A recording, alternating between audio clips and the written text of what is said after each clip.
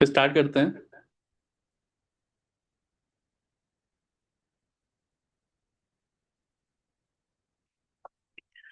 ठीक है। सबसे पहला क्वेश्चन है कि 25 को हम रिटर्न इस फॉर्मेट में लिख सकते हैं।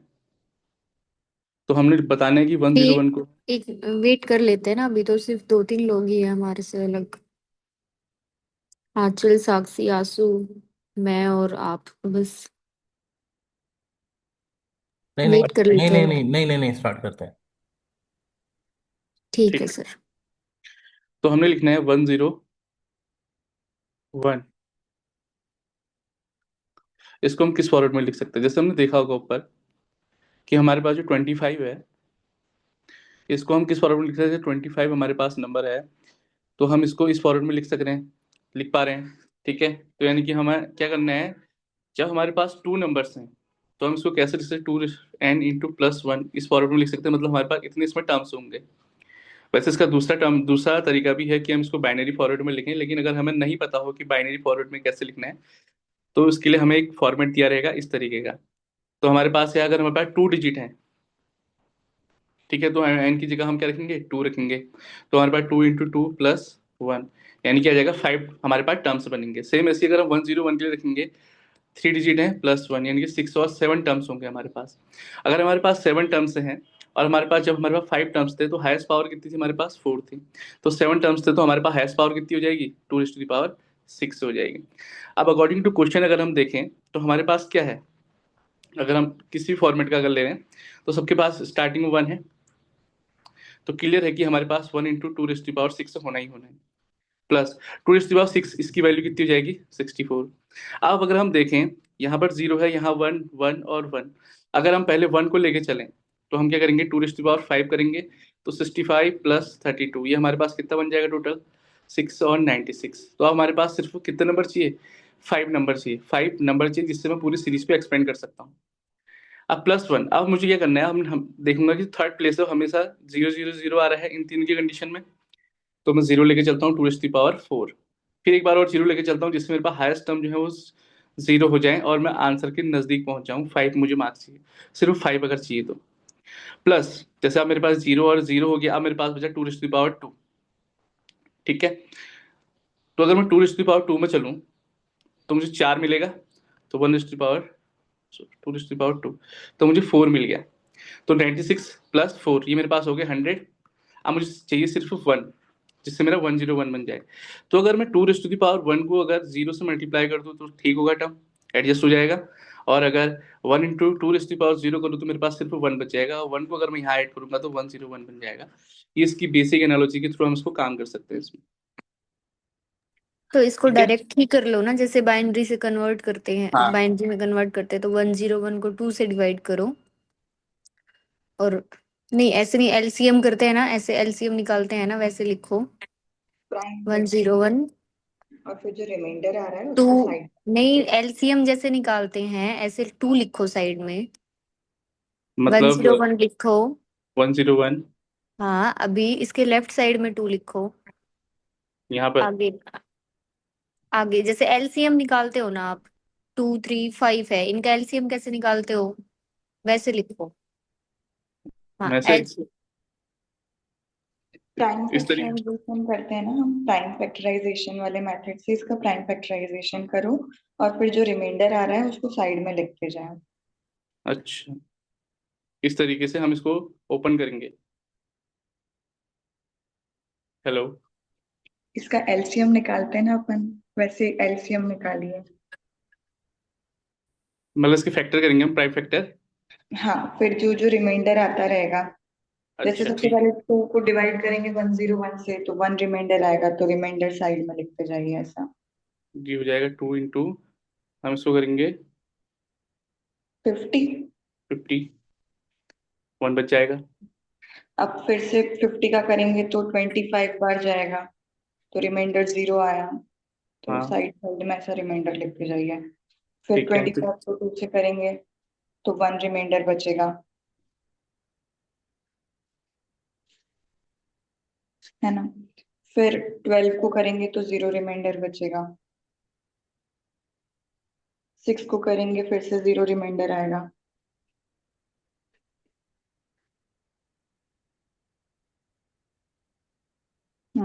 आप 3 की टेबल से निकालेंगे तो वापस रिमाइंडर 0 आएगा और लास्ट में 1 बचेगा।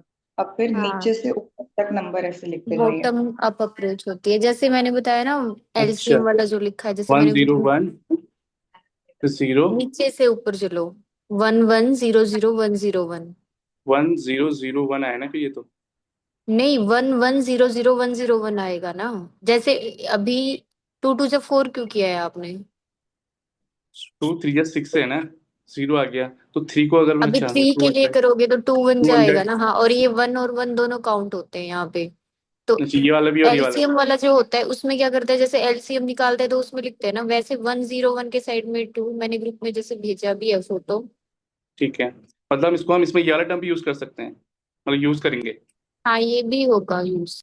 तो 110001 जीरो 0 वन हाँ, ऐसे एलसीएम वाले में क्या करते हैं, उसमें भी सेम एलसीएम की तरह लिखते हैं, बस 101, और फिर टू से डिवाइड करते चलो साइड में। 250 आया तो 1 रिमाइंडर बचेगा, फिर 25 आया तो फिर 0 आया, फिर 25 को 2 से करेंगे तो 12 आया, 1 रिमाइंडर, फिर 6 आया, फिर 0 रिमाइंडर, 3 आया, 0, ठीक है। ऐसे। ठीक है, मैंने इसको आपने ऐसे किया, फिर मेरे को ये वाली मेथड, मतलब मैं इस तरीके से नहीं गया, मैं इस तरीके से गया था। ठीक है, ऑप्शन डी आ रहा होगा फिर इसमें सबका ना। हाँ, हाँ। ठीक है। ये क्वेश्चन पहले कर चुके हैं हम कि 7 सेकंड में 7 क्लॉक जो है चिमिंग करेगी, तो यानी कि हमें इंटरवल निकालेंगे इसमें। तो 7 में कितने इंटरवल होंगे? 6 इंटरवल होंगे। तो एक इंटरवल की कितनी वैल्यू आ जाएगी? 7/6 आ जाएगी। सेम ऐसे 10 होंगे तो उसके लिए कितने इंटरवल बनेंगे? 9। तो यानी कि पर जो पर इंटरवल टाइम लगेगा वो इतना लग रहा है, तो अब 9 के लिए कितना हो जाएगा? 9 से मल्टीप्लाई कर देंगे।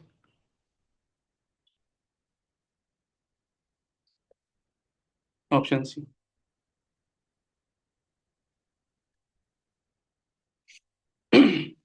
A man rows downstream, हाँ, 32 kilometre 14 kilometre upstream, takes 6 hours इस डिस्टेंस।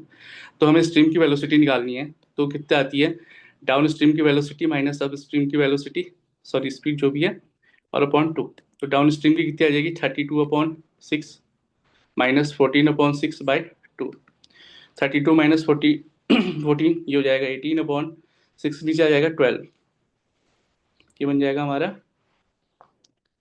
हाँ, 12 से इसको डिवाइड करेंगे 1.5। ये आ रहा होगा। हाँ। ठीक है, नेक्स्ट। इसमें मतलब डायरेक्ट अगर किसी को फॉर्मूला याद ना भी हो तो इसको ऐसे समझा जा सकता है, जैसे डाउन स्ट्रीम में जब जाते हैं तो स्पीड जुड़ जाती है ना। जो हम्म। स्ट्रीम है उसकी, जो रिवर है उसकी स्पीड जुड़ जाती है, तो वहां से ये सोल्व हो जाता है। मतलब जो हम्म। सीडी स्पीड है उसको एस मान लिया, बोट की स्पीड को एस मान लिया, तो एस प्लस वी हो जाएगी। वी हमने स्ट्रीम की स्पीड को मान लिया, ठीक है। और अप स्ट्रीम जाएंगे तो माइनस हो जाएगी, क्योंकि वो अपोजिट होता है, एस माइनस वी। तो वहां से सोल्व हो जाता है फिर ये डायरेक्टली। इसने हमने निकाली 32 किलोमीटर, और जो दे रखा है वहां से हम निकाल ही सकते हैं। हम्म। 5.33 और 2.33 आएगी वहां से। तो S plus V equals to 5.33 और माइनस वी इक्वल्स टू 2.33। इन दोनों को ऐड कर देंगे तो एस कैंसिल हो जाएगा, मतलब सब्ट्रैक्ट कर दो या ऐड कर दो, वहां से एस कैंसिल करके वी आ जाएगा। एस। 2v इक्वल्स टू 3 और v इक्वल्स टू 1.5 आ जाएगा। इसको सब्ट्रैक्ट कर लो, एस कैंसिल हो जाएगा, वी में इक्वेशन बच जाएगी। हमें वी निकालना है, वी है रिवर की जो वेलोसिटी है वो। तो 2v equals to 3, v equals to 1.5। मतलब अगर किसी को direct D S minus T V ये याद ना रहे तो ये याद रखना होगा कि डाउन स्ट्रीम जाते हैं तो ऐड करना होता है, अप स्ट्रीम जाते तो रिवर अपोजिट डायरेक्शन में बह रही है तो माइनस करना होता है बस। ठीक है।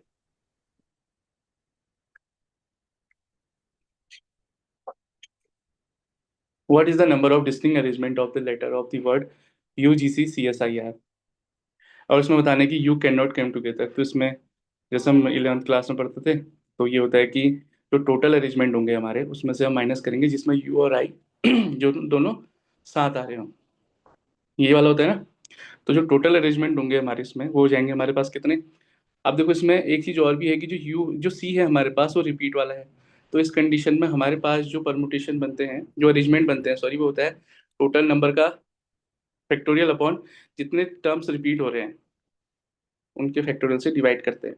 सपोज K1 K2 K3 इतने टाइप्स के नंबर जो हैं या वर्ड जो हैं रिपीट हो रहे हैं, तो उस तरीके से तो टोटल नंबर कितने आ जाएंगे हमारे पास, जैसे यहाँ कितने 1 2 3 4 5 6 7 है, 7 फैक्टोरियल अपॉन 2 फैक्टोरियल से डिवाइड करेंगे क्योंकि C जो है 2 बार आ रहा है। ठीक है, माइनस अब जो UI है जिसमें UI साथ में होंगे, तो UI जैसे जिसमें साथ में होंगे या तो UI इस फॉर्मेट का आ सकता है या तो फिर इस तरीके का आ सकता है, मतलब या तो I पहले या तो U पहले। ठीक है, तो टोटली हो जाएंगे 2। अब मैं क्या कर सकता हूँ, 2 से इसको मल्टीप्लाई करेंगे। अब हमारे पास बचे क्या है, अरेंजमेंट्स। हमारे पास जो अरेंजमेंट बचेंगे वो ऐसे बचेंगे। अब तो UI को हम पूरा एक ब्लॉक मान लेंगे। ठीक है, UI को ब्लॉक मानेंगे तो हमारे पास बचा SR 1 2 3 4 5 और टोटल हो जाएगा 6। तो हमारे पास 6 ऑब्जेक्ट ऑब्जेक्ट बचे और फिर से रिपीट हो रहा है C। ठीक है, तो इसको अगर हम सॉल्व करेंगे तो हमारे पास आंसर आ जाएगा 2520 माइनस 720, तो आंसर आ जाएगा हमारा 1800। ठीक है, हाँ, मतलब इस तरह के क्वेश्चंस में हम नेगेशन से चलेंगे, जहाँ हाँ साथ आ सकता है उसको माइनस कर देंगे इंस्टेड की उसको काउंट करें। हाँ।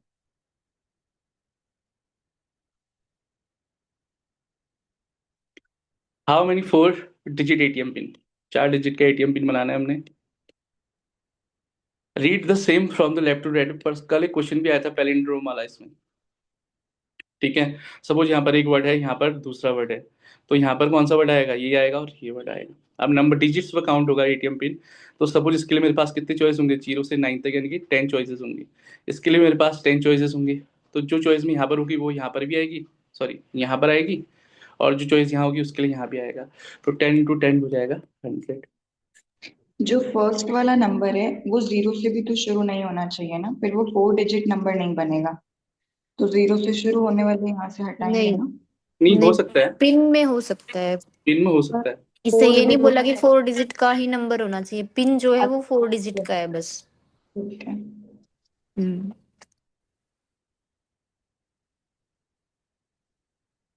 How many 3 digit odd numbers.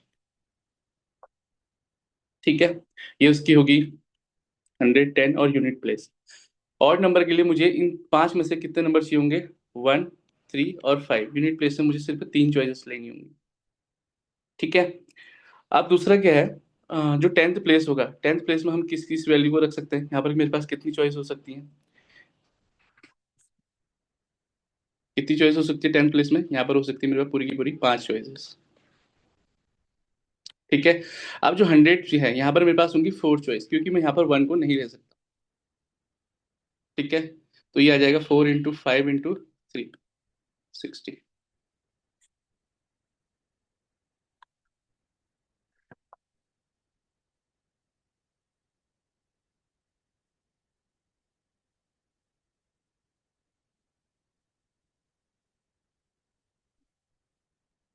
How many 3 digit number odd numbers can be formed by 1 2 3 4 5 without repetition allowed।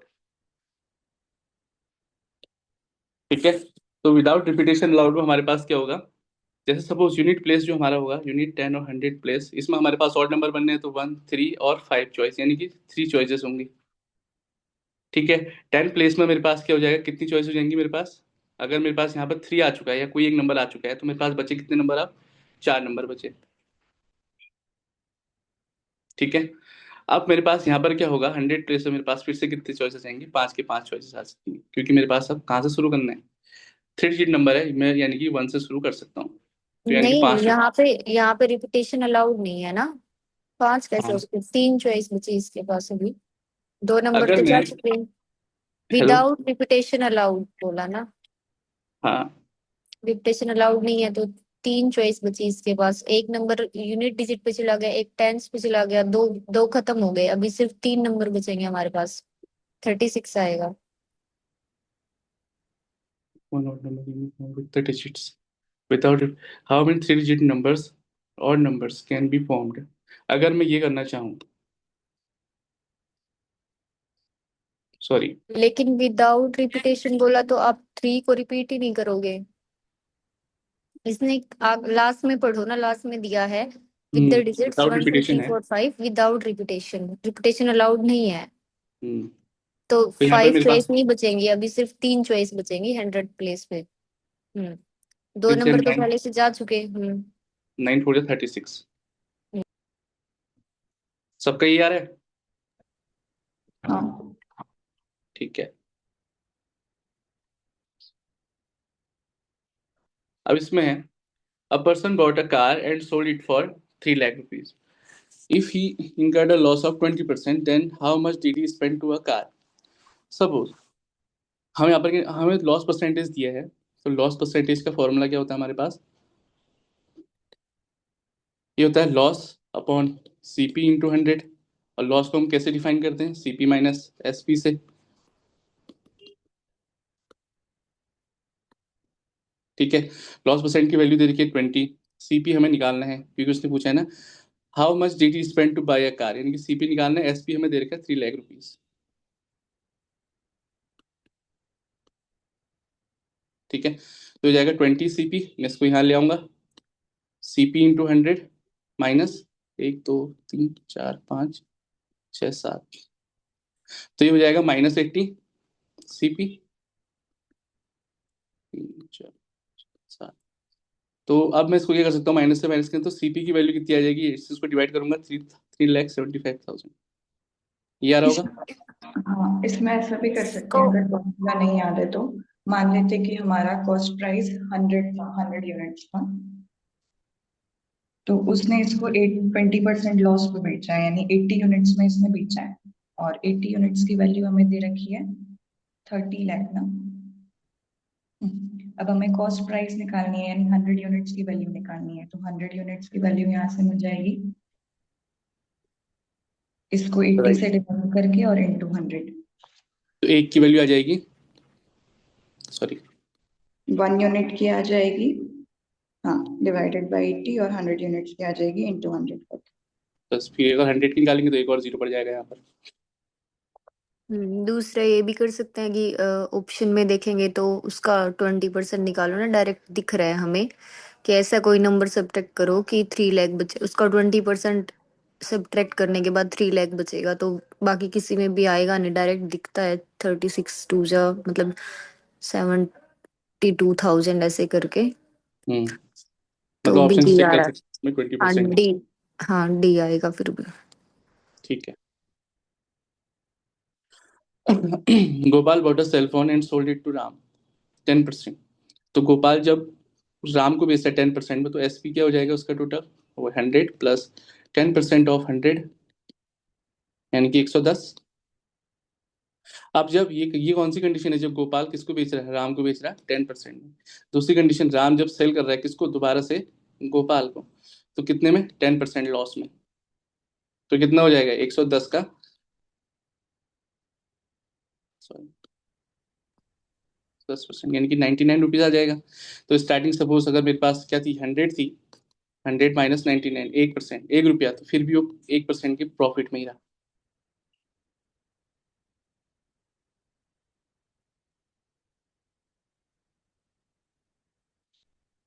हाँ, which one among the following statement must be true about mean and median scores? अब देखो, इसमें हम basic median और mean की जो है definitions का यूज कर सकते हैं, बट अगर जिसको नहीं भी हो सकता है, मतलब नहीं भी कर पा रहा, तो उसको ये एग्जाम्पल से डिस्कार्ड भी कर सकते हैं। जैसे मीन मतलब क्या होता है, मीडियन मतलब क्या होता है? मीडियन क्या होती है? जस्ट मिडिल वैल्यू होती है। जैसे इसके यहाँ पर 50% ऑब्जर्वेशन होंगे, इसके इस साइड 50% ऑब्जर्वेशन होंगे, तो उस वाले टर्म्स को हम बीच वाले टर्म को कहेंगे मीडियन। तो मीडियन में हम कह सकते हैं कि most half of the candidate have scored greater than, sorry larger than the median. तो ये वाली कंडीशंस है, तो सी से हम डायरेक्टली करेक्ट कर सकते हैं। ऑप्शन ए और बी को डिस्कार्ड करने के लिए हमारे पास कंडीशन हो सकती है कि मीडियन जो है कभी कभी लार्ज ना भी हो मीन से। सपोज हम कोई भी ऑब्जर्वेशन ले लें, अ, जैसे हम कोई ऑब्जर्वेशन ले लेते हैं इसमें 1 2 3 4 5, ठीक है, तो उसमें तो ठीक आ जाएगा, तो 1 2 3 4, इसको हम जस्ट बड़ा मान लेते हैं, 5 मान के 50 ले लो चलो, तो इसका मीडियन तो 3 आ जाएगा, बट जो मीन होगा वो आगे पहुंच जाएगा इसमें। ठीक है, 50, और ये हो जाएगा 6 7, 5 और 10, हाँ, तो ये इसका अराउंड मतलब 12 के अराउंड पहुंच जाएगा, तो मीन फिर से ज्यादा आ गया इसका, तो हम इसमें कट कर सकते हैं पहला ऑप्शन। सिमिलरली हम ऐसे ही मीडियन को भी डिस्कार्ड कर सकते हैं। उसमें हम क्या करेंगे, एक मिडिल वाला टर्म बड़ा ले लो, यहाँ से भी टर्म 100 से लार्जर ले लो, और यहाँ से छोटे ले लो, बहुत छोटे ले लो, 1 या 2 डिजिट में ले लो, तो फिर भी हम इसमें ऐसा काम कर सकते हैं। मतलब मीडियन जो मीन है हमारा वो स्मॉल आ सकता है। ठीक है।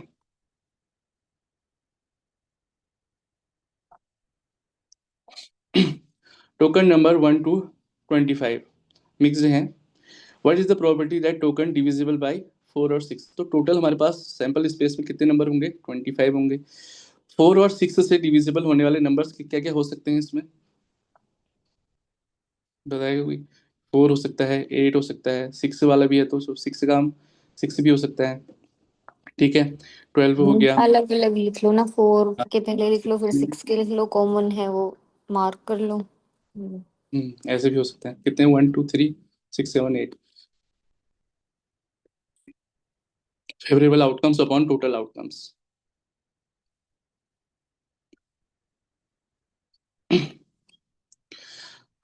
स्कोर ऑब्टेन, पी और क्यू के हमारे पास स्कोर दिए गए हैं इसमें। ठीक है, अब हमें निकालना है कि average score of P less than the average of Q. तो हमें एवरेज स्कोर निकालना है। एवरेज स्कोर कैसे होगा? इन सबको ऐड करेंगे, डिवाइडेड बाय कितने टर्म्स है उससे हम उसको मतलब डिवाइड कर देंगे। तो जैसे पी का एवरेज स्कोर आ रहा है यहाँ पर कितना, 54.74, और क्यू का आ रहा है हमारा 56। पहला कंडीशन कह रहा है कि एवरेज स्कोर, अच्छा हमें इसमें निकालने की इनकरेक्ट क्या है, average score of P is less than the average score of Q. सही है, ठीक है, ये ट्रू हो जाएगा। दूसरा, median score of P is same as the median score of Q. अब मीडियन निकालने के लिए हमें क्या करना पड़ेगा, जो इसके नंबर्स हैं इनको असेंडिंग ऑर्डर में लिखना पड़ेगा। ठीक है, तो क्या आ जाएगा पी के लिए? पी के लिए हमारे पास बनेंगी 22, 39, 45, 50, 60, 78 और 89। तो मीडियन इसमें आ जाएगा हमारा कितना, 50। क्यू के लिए हमारे पास बनेगा 35, 45, 50, 56, 60, 65 और 81। तो इसका मीडियन कितना आ जाएगा, 56। अभी पूछ रहा है कि सेम होनी चाहिए, सेम होनी चाहिए, बट सेम नहीं है, तो हमारे पास ये क्या आ जाएगा, फॉल्स। सबका ही आ रहा होगा। आप जैसे अदर ऑप्शन भी चेक कर सकते हैं, difference between the maximum and minimum score of P and, जो इसका मैक्सिमम स्कोर है वो हमारे पास क्या है, 89 है, मिनिमम है 22। तो हम इसको माइनस करेंगे तो हमारा जो रेंज निकलेगी इसकी, पी की वो आ जाएगी हमारी 67, और क्यू की रेंज आ जाएगी मेरी 46। Difference P is greater than कह रहा है, पी इज ग्रेटर देन है, तो ये भी ट्रू हो जाएगा। अब जो लास्ट वाला स्कोर ये है, क्योंकि ये तो ये भी फॉल्स हो रहा है, क्योंकि मीडियन स्कोर निकालूं मैं अगर, तो मीडियन स्कोर मेरा कितना आ रहा है इसका, अच्छा सॉरी सही है, ये भी ट्रू होगा। मीडियन स्कोर और मीन स्कोर और एवरेज स्कोर दोनों क्यू का सेम है। ठीक है, तो ऑप्शन इसका बी जो होगा वो इनकरेक्ट हो जाएगा।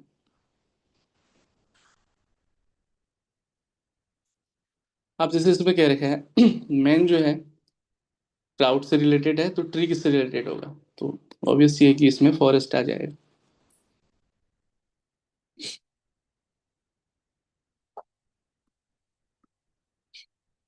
Amit is a businessman so he must be rich. इससे हम क्या इम्प्लीकेशंस हमारे निकल सकते हैं, क्या कौन से इसमें इम्प्लीकेशन फॉलो हो रहे हैं? ओनली बिजनेसमैन आर रिच, ऐसा जरूरी नहीं है इसके उससे। ठीक है, if one is not businessman he can not be rich, ये भी इससे क्लियरली हमें नहीं पता लग पा रहा है। ऑल बिजनेसमैन आर रिच, तभी तो उसने कहा कि ही मस्ट बी रिच। ठीक है, क्योंकि अगर वो बिजनेसमैन है तो मतलब वो रिच होगा ही होगा, होना चाहिए। तो इसका मतलब ये होगा कि सभी बिजनेसमैन रिच होते हैं, तभी तो उसको उसकी कैटेगरी में वो इंसर्ट कर रहा है, फिट बैठा रहा है। तो मेरा ऑप्शन सी करेक्ट हो जाएगा। सम बिजनेसमैन आर रिच, ये भी हो सकता है, बट मोस्ट जो सर्टेनिटी है वो सी में है।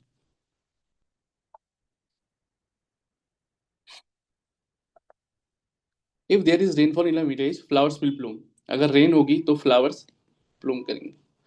इफ फ्लावर्स ब्लूम, उस क्वेश्चन में सेलिब्रेशन। ना आपने एक चीज गलत पढ़ी, उस क्वेश्चन से मतलब उस जो स्टेटमेंट दे रखी है उससे हमें इन्फेरेंस नहीं निकालना। इस क्वेश्चन का मतलब ये है, मतलब आप आंसर ठीक है आपका, लेकिन इस क्वेश्चन की स्टेटमेंट में from which statement does the implication follow, मतलब हमें जो ये ऑप्शन दे रखे ना इनमें से कौन सी अच्छा स्टेटमेंट से ये इन्फेरेंस आएगा ये निकालना है, ठीक है। अच्छा ठीक है। हाँ, इससे ये नहीं आया है, इस सी से ये स्टेटमेंट आई है, अच्छा इस मतलब हम स्टेटमेंट से सी ये नहीं आया होगा है। तभी ये होगा। हाँ हाँ, इसने ठीक बोला फ्रॉम विच, किस में से, कौन सी स्टेटमेंट में से, तो ठीक है। हमें ऑप्शन वाली स्टेटमेंट से इन्फेरेंस ये बनाना था। आंसर ठीक है आपका। ओके ठीक। हाँ इसमें है कि if rainfall in a village, तो हमारे क्या होंगे, फ्लावर जो है वो उगेंगे। अगर sorry, if flowers bloom celebration will take, अगर फ्लावर ब्लूम करेंगे तो सेलिब्रेशन होगा। Flower did not bloom, which of the following is certain, अगर फ्लावर नहीं उगेंगे तो क्या होगा। तो मतलब हमारे पास क्या होगी, अगर फ्लावर ही नहीं उगेंगे यानी कि बारिश नहीं होगी तो फ्लावर ही नहीं ब्लूम नहीं होंगे,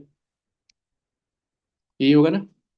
नहीं, celebration did not take place आना चाहिए ना। अगर ये तो इसने है, उसने कहा कि यहाँ पर डेफिनेटली कह रखा है ना, यानी कि फ्लावर्स होगा ही के होगा। ब्लूम होने पे कौन हो रहा है, मतलब if flowers bloom celebrations will definitely take place. और फ्लावर तो ब्लूम कब मतलब कर इफ रहे। फ्लावर्स ब्लूम यानी कि फ्लावर्स के ब्लूम होने पे, खिलने पे क्या डिपेंडेंट है, सेलिब्रेशन होना डिपेंडेंट है। बारिश होना डिपेंडेंट नहीं है, बारिश होगी तो फूल खिलेंगे, बारिश नहीं होगी तो फूल खिलेंगे या नहीं खिलेंगे हमें नहीं पता। बारिश नहीं होने पे भी तो फूल खिल सकते हैं, हम बट खुद पानी बारिश डाल ना होने सकते पर हैं, फूल लेकिन खिलेंगे ही नहीं ना, उसने पहले ही कह रखा है कि अगर बारिश होगी तभी ब्लूम मतलब if flowers. There is rainfall in a village flowers will bloom. हाँ आगे इसने बोला if flowers bloom celebrations will definitely take place, तो हाँ फ्लावर्स, इफ फ्लावर्स ब्लूम, यदि फ्लावर्स ब्लूम होते हैं तो सेलिब्रेशन होगा। होता है। अगर फ्लावर ही ब्लूम नहीं होंगे तो इसका मतलब क्या हो सकता है। फ्लावर्स ही ब्लूम नहीं होंगे तो इफ पी इम्प्लाइज क्यों होता है ना, हम्म, ऐसे मैंने इसको तो ऐसे सोचा था। जैसे मैंने इसको ऐसा सोचा है कि जैसे अगर रेन हुई, बारिश हुई, तो फूल जो है वो खिलेंगे। ठीक है। अगर फूल ही नहीं खिले हैं तो इसका मतलब क्या होगा कि बारिश ही नहीं हुई है। अच्छा, नोट क्यों इम्प्लाइज नोट पी, इस तरीके जी, से भी देख लो। और बाकी लोगों ने कैसे किया है। मैंने भी इसको ऐसे ही देखा था। If rain false occur then flower will bloom।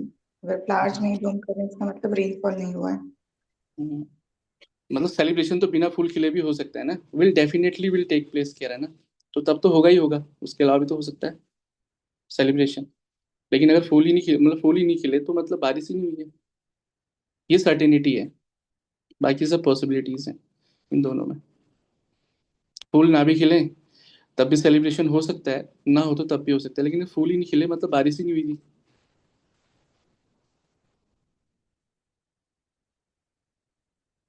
ठीक है, यस। आगे बढ़े।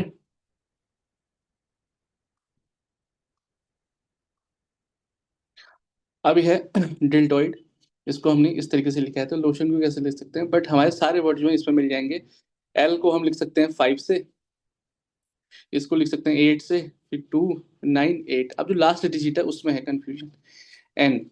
अब इसमें हमारे पास दो ऑप्शन मिल रहे हैं, एक तो ये मिल रहा है, दूसरा ये मिल रहा है, बट हम अगर पहले ऑप्शन सॉरी दूसरे ऑप्शन में देखें जो वन है, वन स्टैंड फॉर ई यहाँ पर, और जबकि एन है, एन के लिए कुछ भी स्टैंड नहीं किया, तो हम इसको 6 ले सकते हैं। मतलब हम वन नहीं ले सकते क्योंकि वन को हमने यहाँ किससे इंडिकेट किया है, ई से इंडिकेट किया, या ई को वन से इंडिकेट किया। ठीक है।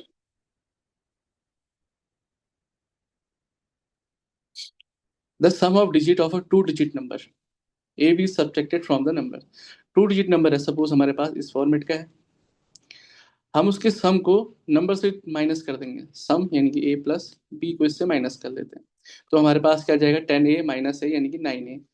इस बी से ये बी कैंसिल हो जाएगा, फिर हमने इसको 9 से डिवाइड करना है, तो बचेगा हमारे पास क्या, हमेशा ऑलवेज ए बचेगा।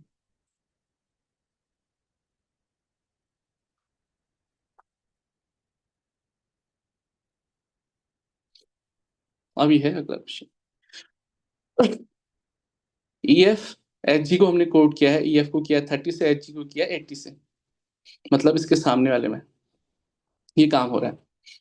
अगर ई को हम देखें, ई और एफ यानी कि 5 और 6, तो 30 ऐसे कोड कर सकता हूँ, एच और दूसरा है जे, अगर मैं इसको 8 इंटू 10 करूँ तो 80 आ रहा है, मतलब ये कोडिंग ठीक बैठ रही है फिलहाल तक।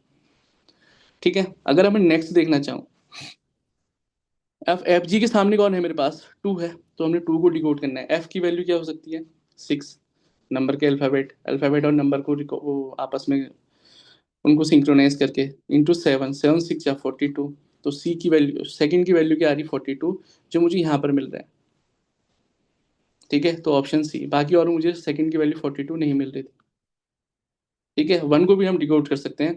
1 की वैल्यू 35 है, अगर ई यानी कि 5, जी को मैं क्या लिख सकता हूँ, 7, 5 7 या 35, ये भी ठीक बैठ रहा है, तो ऑप्शन सी इज करेक्ट।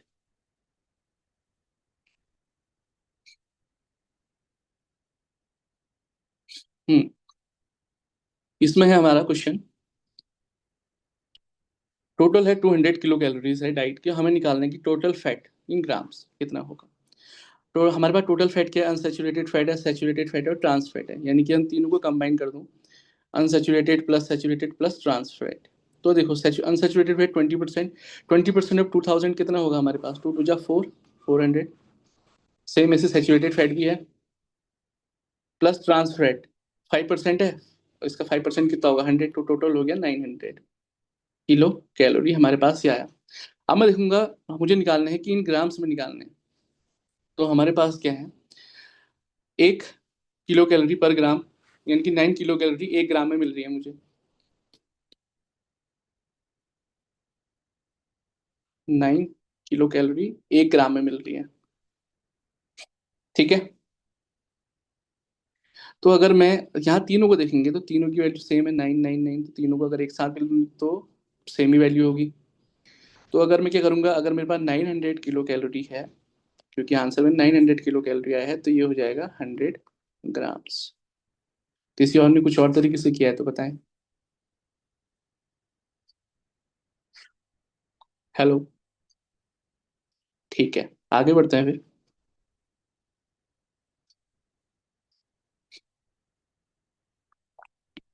हम्म, अब ये कि number of students who qualified in the competitive exam, इसके लिए हमें जो 3 इंस्टीट्यूट है उसके हमें क्या मिला, डेटा मिला हुआ है। ठीक है, एक सेकंड, ठीक है, इसके लिए हमें डेटा मिला है ए, बी और सी के लिए 2019, 20, 21, 22। अब हमें निकालना है, institute A shows the highest percentage growth, यहाँ भी हमें परसेंटेज ग्रोथ यूनिफॉर्म इंक्रीज निकालनी है, हाईएस्ट परसेंटेज ग्रोथ, तो मुझे ओवरऑल निकालना है इसका परसेंटेज ग्रोथ। तो जो परसेंटेज ग्रोथ होगा वो होगा मेरा फाइनल जो वैल्यू होगी उसमें से मैं इनिशियल वैल्यू को माइनस करूंगा और डिवाइड कर दूंगा इनिशियल वैल्यू, और इनटू परसेंटेज है तो 100 हो जाएगा। इस फॉर्मूले का यूज हम जब हम करेंगे तो हमारे पास ए के लिए जो मिलेगा फाइनल वैल्यू उसकी क्या होगी, यहाँ हमें टेबल से मिल जाएगी। ए के लिए फाइनल ग्रोथ है हमारे पास 70 माइनस 40 अपॉन 40 इंटू 100, ये अप्रोक्सीमेट कितना आ जाएगा, 75%। बी के लिए कितना आ जाएगा, 65 माइनस 30, यानी कि हो जाएगा मेरे पास कितना, 35 अपॉन इनिशियल वैल्यू 30 इंटू 100, ये हो जाएगा 116.67%। ठीक है, अब जब मैं सी के लिए निकालूंगा, सी में 80 अपॉन 20, 80 माइनस 20 अपॉन 20 इंटू 100, तो ये कितना बैठेगा, 60 20 200 300, 300%। तो जो हाईएस्ट परसेंटेज ग्रोथ है वो किस में है, सी में है। आप ऑप्शन देखते हैं, सी है so the highest percentage growth from 2019 to 2022, option C is correct. Institute A shows the highest, ये नहीं होगा, B shows the uniform increase, ये भी नहीं है, और डी में क्या है, इंस्टीट्यूट ए बी है द सेम, सेम किसी का भी नहीं, तो ऑप्शन सी इज करेक्ट। ठीक है, ये क्लास क्वेश्चन था। ठीक है, किसी में कोई डाउट है,